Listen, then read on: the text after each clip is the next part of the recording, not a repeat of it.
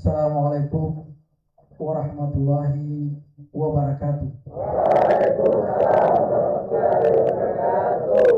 Alhamdulillah. Alhamdulillah nahmaduhu wa nasta'inuhu wa na'udzu billahi min shururi anfusina wa min sayyi'ati a'malina. Man yahdihillahu fala mudilla lahu wa man yudlil fala hadiya lahu. Asyhadu an la ilaha illallah wa asyhadu anna Muhammadar Rasulullah. Qala Allah ta'ala fil Qur'anil Karim. Bismillahirrahmanirrahim. Ya ayyuhalladzina amanu ittaqullaha haqqa tuqatih wa la tamutunna illa wa antum muslimun. Yang saya hormati Bapak Pembina Lapas Kelas 2 Gorontalo Bapak Asli dengan Ibu Yuli, saya hormati Ibu Yuli kan sudah kenal jauh sebelumnya.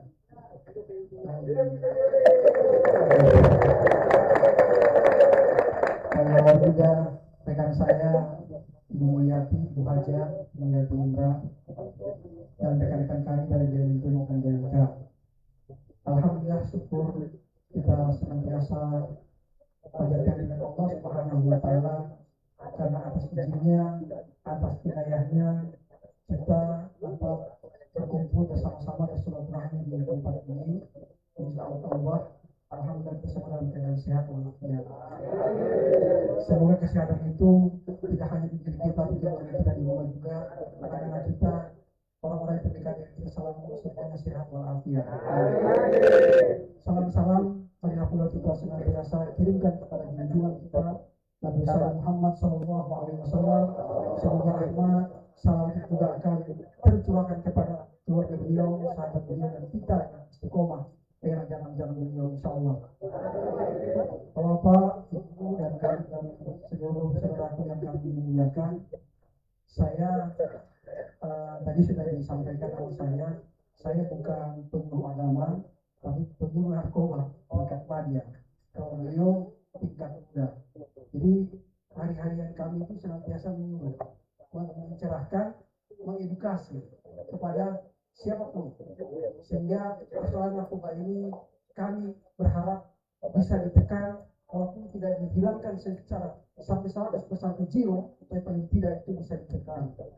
Bapak Ibu sekalian, tentu sebagai umat Islam, kita antara kita semua ini mungkin kita tidak ada hubungan darah, tapi secara Islam kita ada hubungan karena sama Islam. Oleh karena sama Islam itulah maka dalam Al-Quran sudah diingatkan kepada kita untuk saling ingat mengingatkan, untuk saling menasihati pada jalan kebaikan, jalan kebenaran, jalan yang kesabaran. Itu dalam Al-Quran surat Al-Asr, kita lihat surat Al-Asr. Bismillahirrahmanirrahim. Al-Asr, innal insana lafi khusr illa alladziina aamanu wa 'amilus shalihaat wa tawassaw bil haqq wa tawassaw bis sabr. Saling nasihatlah kalian dalam hak, dalam kebaikan, dan saling menasihati dalam kesabaran. Itu artinya bahwa kita wajib untuk mengingatkan, karena rekan sejati itu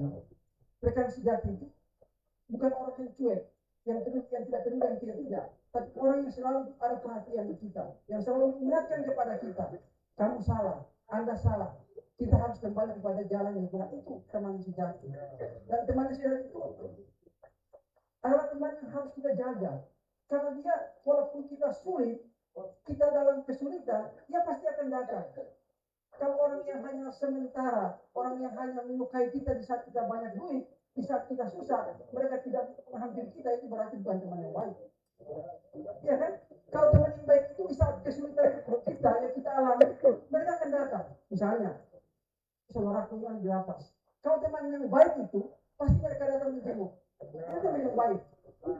Nah, saudaraku sekalian, tentu kita yang ada di sini, ya rekan-rekan yang ada di sini, ini bukan berarti rekan-rekan itu hina, bukan berarti kami yang pakai seragam seperti ini mulia, tidak. Bukan berarti orang-orang yang di luar sana itu mulia daripada saudara, tidak. Bisa jadi mereka yang di luar sana yang berpangkat itu lebih hina dari rekan-rekan sekalian misalnya. Kenapa? Mereka itu koruptor. Mereka itu penjahat. Membuka aib mereka. Andaikan Allah membuka aib mereka, atau Allah membuka aib saya barangkali, mungkin lebih malu lagi. Oleh karena itu, saudaraku sekalian, Allah menampar kita, menampar dalam artian menampar dalam kasih sayang. Bukan memukul tinju kita sampai mati, tidak, tapi menampar. Kau lalai, kau salah, menampar dengan kasih sayang. Kalau meninju sampai kita out, maka apa yang terjadi? Saya kembali kepada ayat tadi. Ya ayyuhalladzina amanu ittaqullaha haqqa tuqatih wa la tamutunna illa wa antum muslimun. Apa artinya? Saudaraku sekalian, janganlah engkau mati kecuali dalam Islam. Nah, kalau seandainya kita tidak bersyukur kepada Allah dengan kejadian yang dialami oleh bapak-bapak sekarang ini, kita tidak bersyukur, selalu menggerutu, marah kepada Allah. Kenapa saya di sini? Kenapa saya di sini? Kenapa saya tidak keluar? Misalnya, ya, menggerutu. Kita tidak bersyukuri karena hanya Allah tampar sedikit kita. Nah, bagaimana kalau seandainya saudara orang di luar sana, kemudian polisi kejar, lari, tabrak, koi, mati kafir. Tidak sempat bertobat, Bapak. Tidak sempat bertobat. Padahal kita diminta untuk senantiasa bertobat. Karena hidup kita hanya sementara, hanya hari kemarin, hari ini dan besok.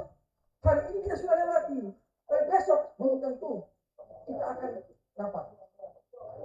Belum tentu. Nah, oleh karena itu, apa yang ada kita di saat ini, kita harus mensyukurinya. Kita harus mensyukuri, Pak, bahwa kita masih Allah berikan kesempatan untuk apa? Bertobat. Allah tidak melihat wajah kita yang ganteng. Allah tidak melihat apa harta kita yang banyak, enggak. Allah tidak melihat kita punya famili yang kaya-kaya, enggak. Tapi Allah hanya melihat satu, takwa kita. Apakah kita takwa? Tidak. Itu aja. Ketika kita tidak bertakwa, maka Allah tidak pandang kita. Allah tidak pandang kita. Nah, rekan-rekan sekalian, tentu di sini berbagai macam persoalan yang Bapak alami. Jangan dipikir bahwa masalah itu hanya Bapak yang terima masalah. Saya tidak ada masalah. Enggak. Saya juga ada masalah. Pak Kasbi ada masalah. Semua ada masalah.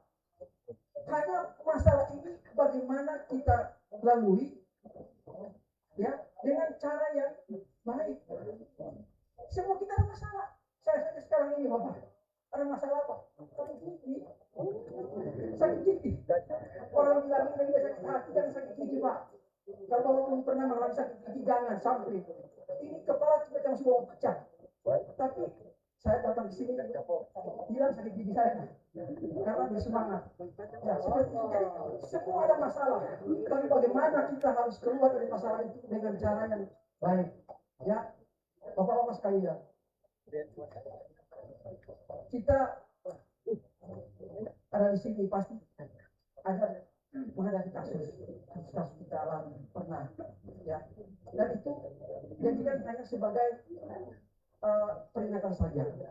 Kita tidak usah lagi berpikir menggerutu, bagaimana saya mau keluar dari sini secepatnya, bagaimana saya bisa jebol itu dinding lapas supaya saya keluar. Jangan berpikir seperti itu. Kenapa? Berarti kita tidak sabar menghadapi ujian ini. Padahal Allah sudah berfirman Al-Quran, ya, Bismillahirrahmanirrahim, wasta'inu wassabri wassalam, ya. Carilah pertolongan Allah dengan sabar dan salat. Innahu lakabiratun. Kata Allah sambung itu ayatnya. Sesungguhnya salat itu amat berat. Berat sekali memang. Berat sekali. Kalau orang masih bersyukur masih salat. Orang di sana, ya, yang pakai seragam, itu tidak salah. Tidak tergugah hati mereka untuk sholat. Berarti mana yang bagus? Mereka atau kita di sini? Kita di sini bagus karena kita masih ingat sholat, masih ingat berzikir, masih ingat taubat. Bagus. Nah, tentu innahu lakabiratun. Sholat itu adalah berat. Illa ala kostum, kecuali ya bagi orang-orang ya orang-orang yang busuk hatinya, itu merasa tidak berat. Jadi Allah tantang kita, Allah berikan sinyal pada kita bahwa kita harus sabar dengan sabar dan sholat menghadapi persoalan ini. Nah, berbagai kasus yang kita hadapi, salah satunya kasus narkotika, tugas kami. Tentu bapak-bapak sekalian sudah maklum kondisi negara kita cukup memprihatinkan. Masalah terorisme, masalah korupsi, tidak pernah habis. Masalah narkoba, tidak pernah habis. Ya, satu masalah keluar, satu masalah diselesaikan, masalah lagi muncul lagi. Ya kan, itu selalu datang. Ya, tapi komitmen pemerintah, bagaimana ini bisa bersih, bagaimana ini bisa berkurang supaya kesejahteraan masyarakat itu terjadi. Nah, di bidang narkotika, terkait dengan narkotika, tentu kami dari BNN terus-menerus memberikan pencerahan Bapak. Untuk supaya apa? Negara ini bisa aman dari persoalan narkotika. Karena bangsa ini menjadi incaran negara-negara lain. Incaran negara-negara mana? Contoh dari negara Cina, dari Malaysia, dari Singapura, dari negara-negara Timur Tengah. Mereka menjadi sasaran Indonesia. Kenapa? Karena Indonesia itu sangat suka dengan narkotika. Jadi siapapun. Tidak milih-milih. Kalau di Belanda, mereka pilih, oh saya suka sabu, saya suka ganja. Mereka akan tempat khusus. Kita di Indonesia, semua jenis narkotika mereka suka.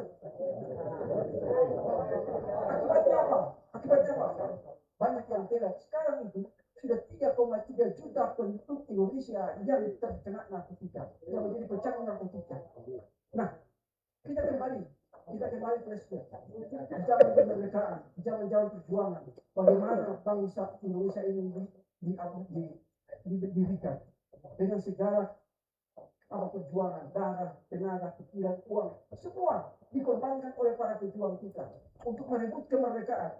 Tugas kita yang satu, mempertahankan dan mengisi kemerdekaan itu. Dengan apa? Dengan daya dan upaya kita, dengan karya kita. Tapi kalau kita merusak negara ini dengan apa yang kita buat misalnya, maka berarti kita telah memiskan generasi ini menjadi generasi yang parah, generasi yang rusak nanti. Dan kalau Bapak tahu bahwa ada namanya pahala jariah, maka ada juga dosa jariah, Pak. Pahala jariah itu artinya apa? Pahala yang tidak pernah putus. Walaupun kita sudah dalam kubur, tetap jariah kita berjalan terus. Contoh, misalnya kita nyumbang ke masjid, ya, sepanjang itu bisa digunakan oleh orang, oleh para maslahatnya, maka kita akan mendapatkan manfaat dari itu. Pahala kita akan terus mengalir, walaupun kita sudah tidak ada. Tapi sebaliknya, ada juga namanya dosa jariah. Ketika dosa kita yang kita buat dan itu terus dilakukan oleh orang lain, maka dosa itu akan terus menghampiri kita. Makanya ada orang yang nanti suatu saat perhitungan yang dosanya tidak pernah terputus, dosanya terus sehingga dia sendiri tidak tahu bagaimana sumber dosanya dari mana. Jika lain kita kalau dosa jariah tadi, Pak.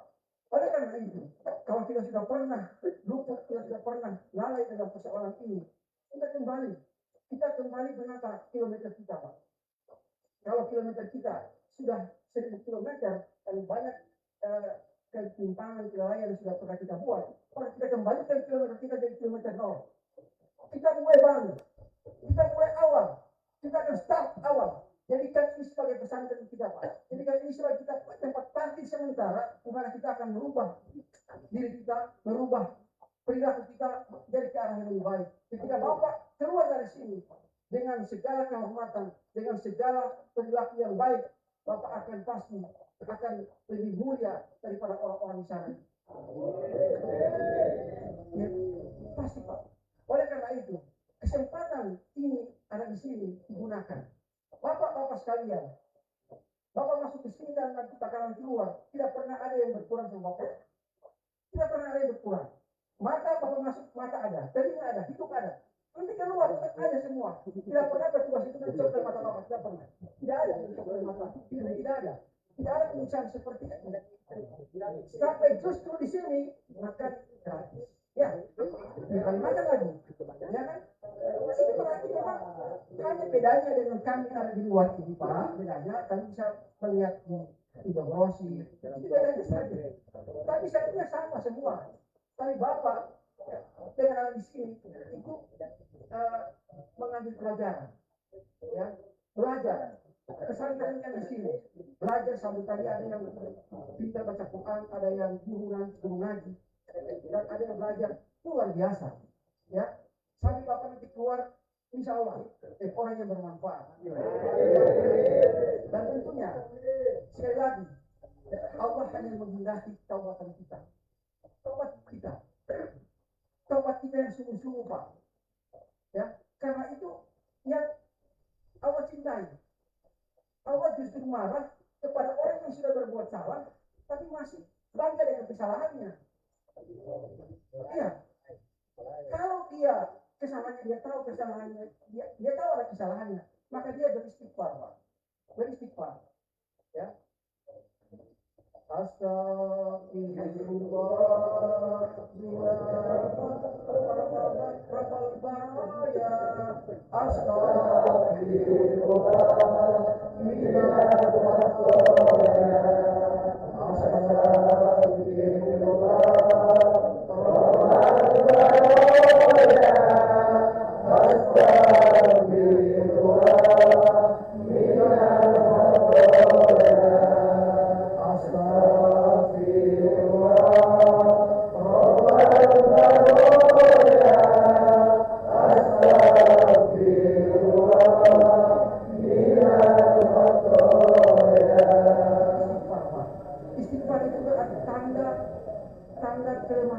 Kita menyesali apa yang kita lakukan. Kita sudah pernah terjebak dengan persoalan narkotika. Kita kembali, kita menata ulang kehidupan kita. Tidak terlibat lagi dengan persoalan narkotika. Tidak lagi mengedar, tidak lagi minta, tidak lagi jadi bandar. Kita tahu bahwa itu bahaya. Mungkin saja Bapak lolos, dan itu lolos. Tapi apakah akan lolos terus? Belum tentu. Saya khawatir kalau kita tidak berhenti, maka Allah membuka aib kita. Allah membuka aib kita, ya sudah, berarti tambah lagi hukumannya. Padahal istri semua sudah menunggu. Keluar mungkin minggu depan atau tahun depan. Tiba-tiba terjebak lagi. Tambah menjadi misalnya tambah lagi 5 tahun. Oh, istri berpikir, tambah lagi 5 tahun kita itu sudah besok kayak pulang. Nah kalau sudah begitu apa terjadi? Pasrah. Jangan berpikir, gimana tiba-tiba semua kayak pulang ini dia cowok pak, dia datang dia memang sudah pada bangsa dia. Ini masalah. Tapi apa yang terjadi kita harus terima takdir ini. Karena dalam iman itu ada, namanya ada takdir baik dan takdir buruk. Kita harus yakin itu ada. Ketika anak kita dengar ada terjadi apa gitu, ada masalah. Ya kita hanya bisa berkata inna lillahi wa inna ilaihi raji'un. Ada masalah ya, bukan misalnya ada apa-apa. Kita hanya bisa berkata seperti itu. Karena dia tidak bisa apa-apa. Kita pasrahkan kepada Allah Subhanahu wa taala. Bahwa mudah-mudahan oleh Allah, mudah-mudahan apa yang terjadi pada saya, keluarga saya, itu akan menjadi pengukur dosa saya yang sudah banyak sekali ini. Itu kita mengukurkan kepada Allah. Kita angkat doa kita kepada Allah. Dan pasti Allah malu kalau tidak mengampuni apa yang kita lakukan, apa yang kita angkat. Pasti Allah malu. Ya bapak-bapak sekalian. Di akhir dari tausiah saya ini, ya di akhir saya membawakan sebuah kisah Pak. Ya, ini kisah di zaman Nabi Musa. Sudah lama kisahnya.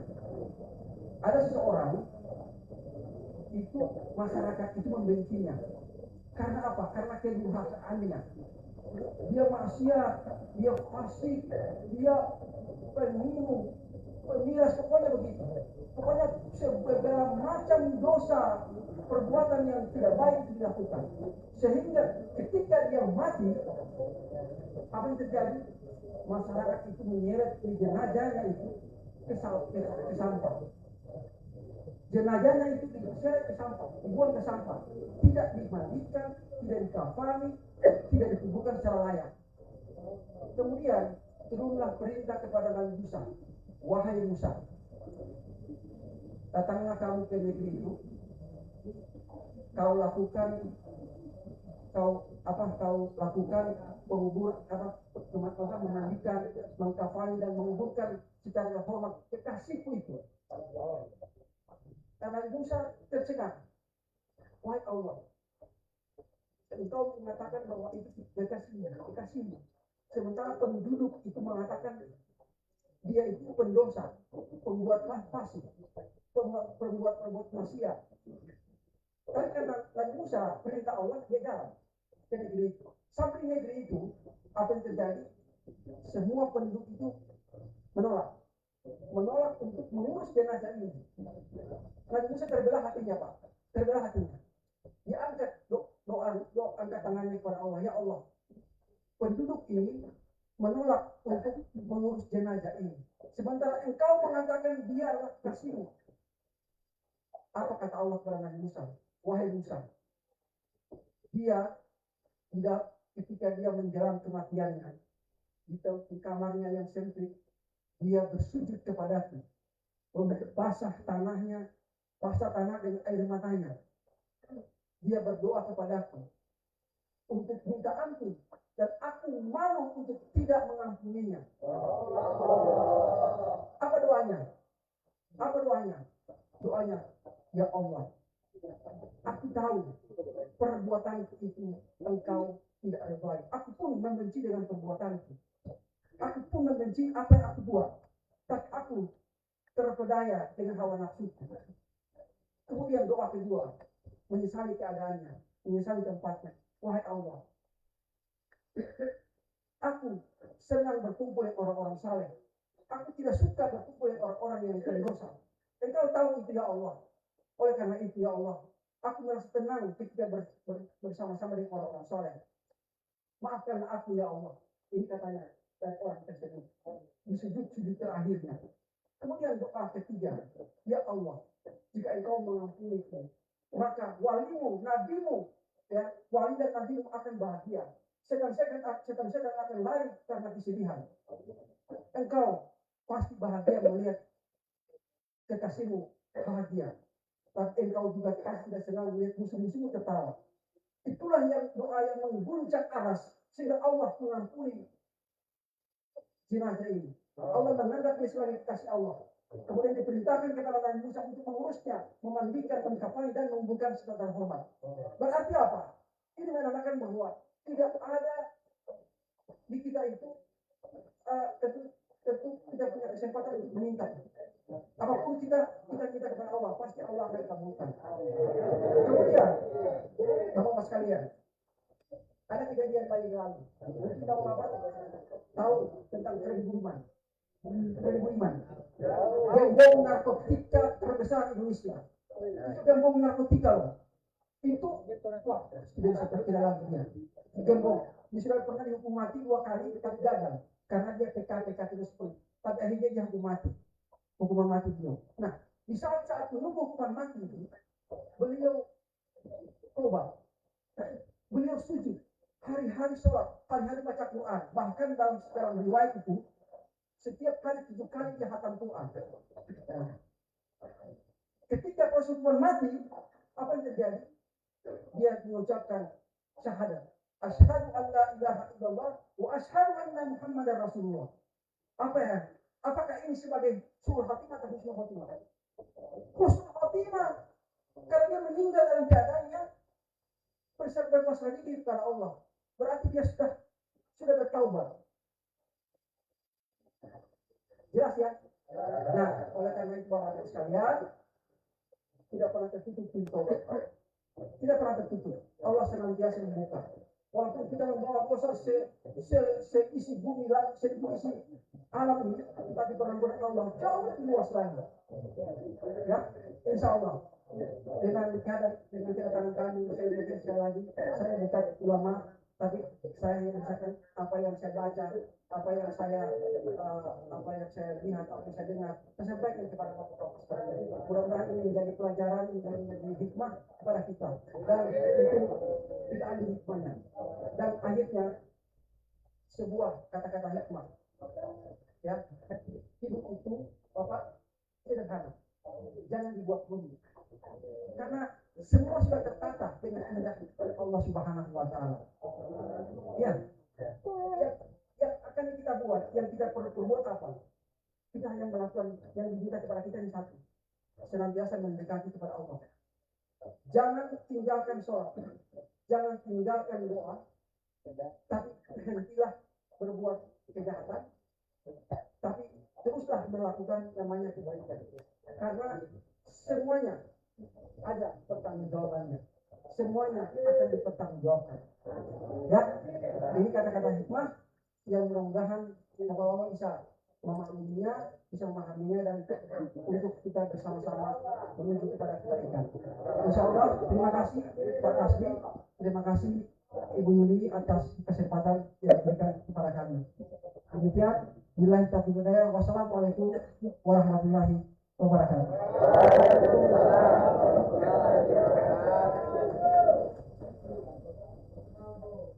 Baik, demikianlah sambutan atau sosialisasi dari Bapak Muhtar. Insya Allah menjadi penerang untuk kita semua, terutama bagi teman-teman narkotika.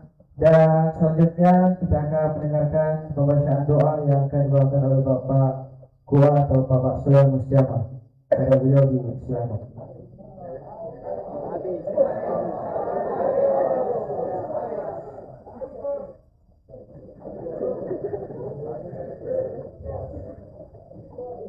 Baik, kita sama-sama berdoa. Marilah kita tunggu sejenak untuk bermunajat kepada Allah Subhanahu wa Ta'ala. Al-Fatihah ila hadratin Nabi Mustafa Rasulullah sallallahu alaihi wasallam. Sallallahu al-Fatihah. A'udzu billahi minasyaitonir rajim. Bismillahirrahmanirrahim.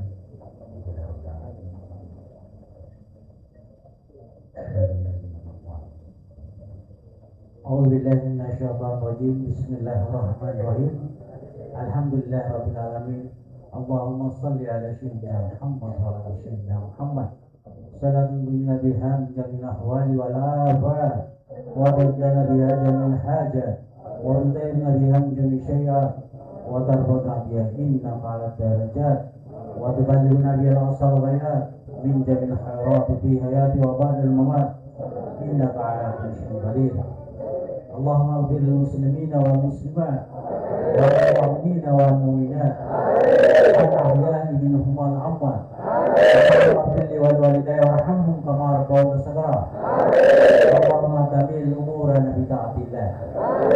Allahumma abdana wa bil khairi wa bil sihhati wa bil salamati wa bil rizqi wa bil quwwati wa bil jannah. Allahumma afina min kulli bala'in wa jalal.